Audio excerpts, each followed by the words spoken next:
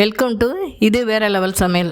இன்றைக்கி எதை பற்றி பார்க்க போகிறோன்னா, ஒரு அருமையான சக்கரை பொங்கல் தான் பார்க்க போகிறோம். நமக்கு பொங்கல் வருது இல்லையா, அதுக்கு முன்னாடியே இதை பார்த்துட்டு வந்துடும் வாங்க.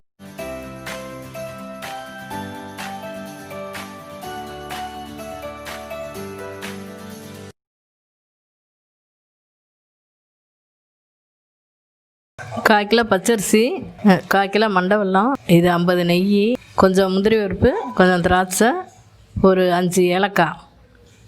இது 10 முந்திரி பருப்பு, 5 பாதாம், ஒரு தேங்காய் சில்லு, ஒரு பத்தை போட்டு நல்லா அரைச்சி வச்சுருக்கேன். இது 50 பாசி பருப்பு. இப்போ அடுப்பை பற்ற வச்சு ஒரு வாணலி அடுப்பில் வச்சுக்குவோம். இதில் இந்த பாசி பருப்பை வறுத்துக்குவோம். கொஞ்சம் பொன்னிறமாக வறுத்துக்கணும்.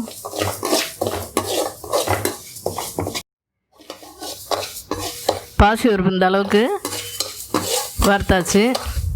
இப்போ அதை தனியாக எடுத்து வச்சுக்கலாம். இப்போ அதே வாணலியில் கொஞ்சமாக நெய் ஊற்றி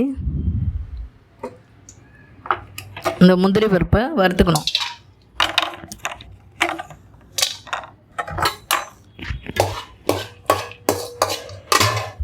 இப்போ அடுத்து திராட்சையை போட்டு வறுத்துக்கணும். வறுத்தாச்சு, எடுத்து வச்சுக்கலாம். இப்போ நல்லா கையை கழுவிட்டு இதை நல்லா தண்ணியிலேருந்து நல்லா புழிஞ்சு எடுத்துக்கணும். கொஞ்சம் கூட தண்ணியே இல்லாமல் புழிஞ்சு எடுத்துக்கலாம்.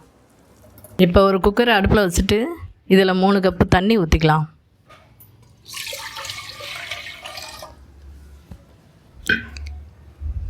இந்த அரிசியும் பாசி பருப்பும் நல்லா 3 தடவை கழுவி வச்சுருக்கேன். இப்போ இதையும் அதோட போட்டுக்கலாம்.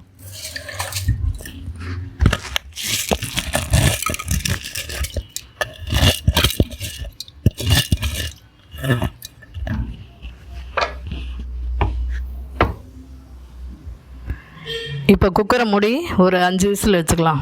இப்போ 5 விசில் வந்துருச்சு. இப்போ திறந்து பார்க்கலாம்.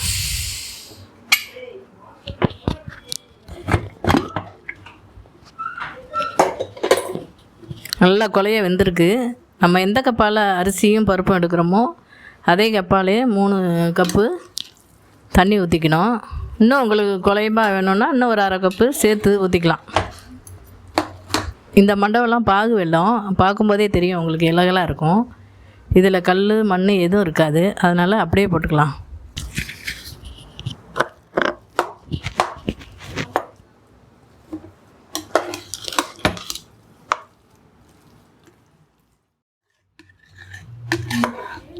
வெல்லத்தை போட்டு நல்லா 5 நிமிஷம் வரைக்கும் கிண்டியாச்சு. இப்போ இனிப்பு சுவையை எடுத்து காமிக்கிறதுக்கு ஒரு சிட்டிகை உப்பு போட்டுக்குவோம். அடுத்து தட்டி வச்சுருக்க ஏலக்காயும் போட்டுக்குவோம். நான் திரும்ப இதில் 1/2 கப்பு தண்ணி ஊற்றினேன். தண்ணி ஊற்றினதால் ஒரு 50 மண்டை வெல்லமும் கூட போட்டிருக்கேன். இந்த பொங்கலோட சுவையை அதிகப்படுத்துறதுக்காக பாதாம், முந்திரி, ஒரு சில்லு தேங்காய் இதெல்லாம் போட்டு அரைச்சி வச்சுருக்கதை ஊற்றிக்கலாம். இது நல்லா அரைச்சி ஊற்றினோம்னா நல்லா ரிச்சாக இருக்கும், டேஸ்ட்டும் பிரமாதமாக இருக்கும். அவ்வளோதான், இந்த சக்கரை பொங்கல் ரெடி ஆயிடுச்சு. இதை பாதாம் முந்திரி சக்கரை பொங்கல்னே சொல்லலாம். அந்தளவுக்கு சுவையாகவும் மனமாகவும் இருக்கும். நீங்களும் செஞ்சு பாருங்கள் ஃப்ரெண்ட்ஸ். இந்த வீடியோ உங்களுக்கு பிடிச்சிருந்துச்சுன்னா லைக் பண்ணுங்கள், ஷேர் பண்ணுங்கள், சப்ஸ்கிரைப் பண்ணுங்கள். மறக்காமல் கீழே இருக்கிற பெல் பட்டனை கிளிக் பண்ணுங்கள்.